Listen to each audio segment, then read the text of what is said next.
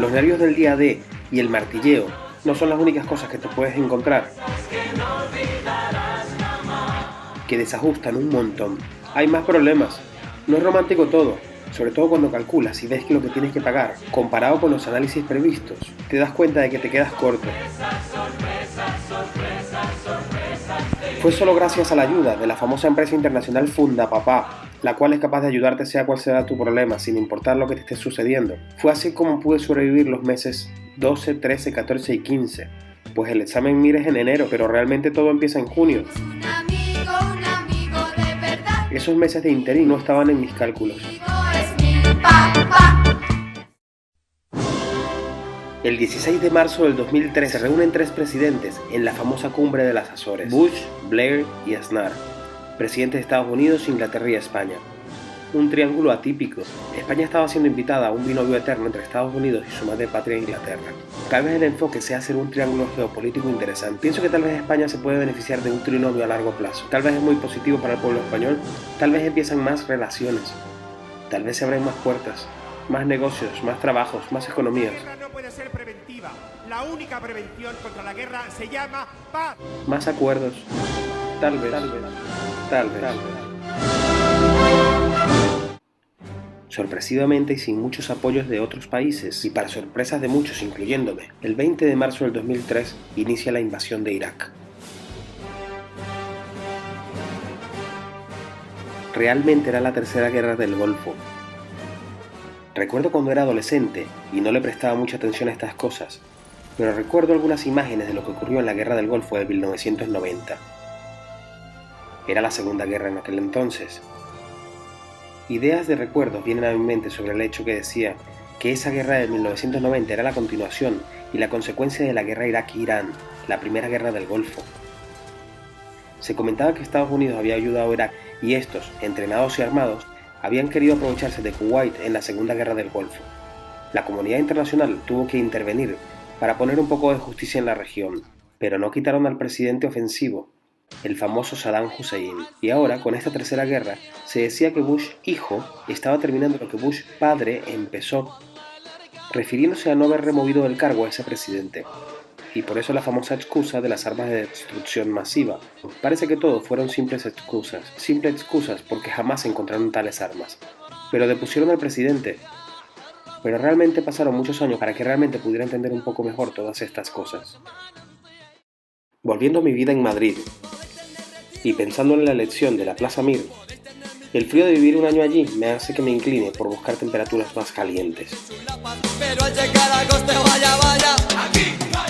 Descarté Canarias por la lejanía de la península y me incliné por el Mediterráneo por la temperatura. Me quedé entre Andalucía y Valencia como mis opciones favoritas. Y al final, llegados el día de la elección de plaza, la vida me lo permitió. Elegí cirugía y además en Valencia capital. Lo había logrado.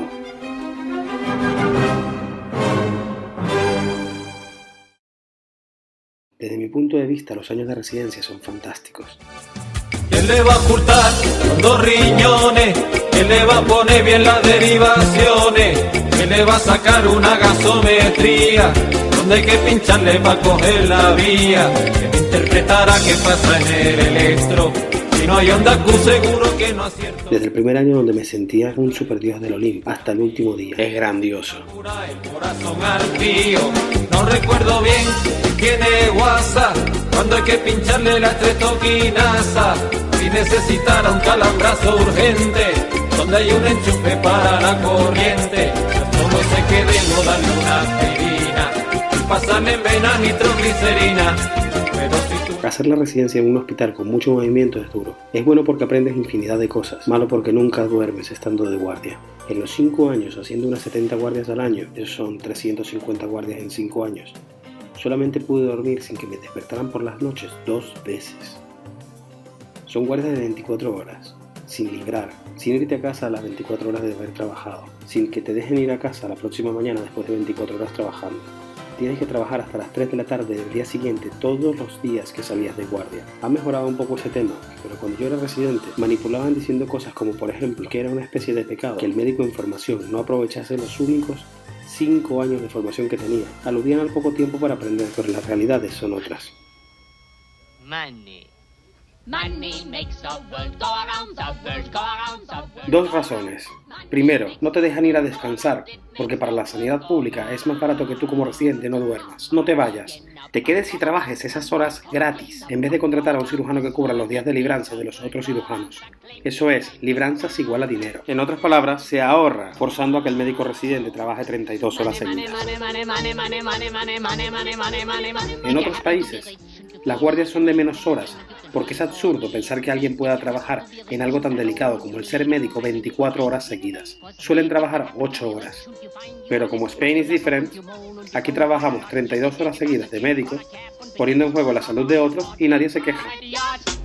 Money makes the world go around, the world go around, the world go around. Money makes the go around. Segundo motivo, esa típica bondad militar médica. Típica filosofía de hacerle al de menor rango lo mismo que me hicieron a mí. Es una filosofía totalmente real, tanto en el mundo militar como en el médico.